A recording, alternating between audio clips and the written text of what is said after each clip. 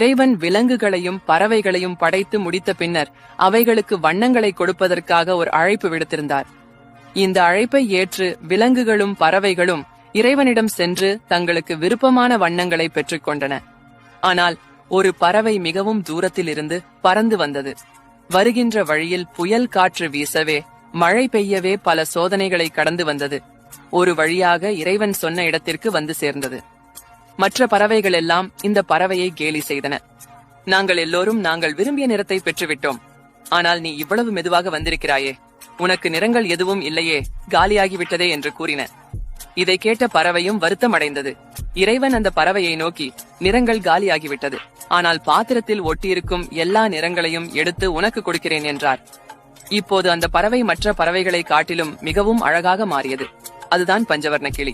நமது வாழ்க்கையிலும் நாம் விரும்பினது கிடைக்கவில்லை என்றால் இறைவன் அதற்கு மேலாக நமக்கு சிறப்பானது ஒன்றை வைத்திருக்கிறார் என்று மகிழ்வோ.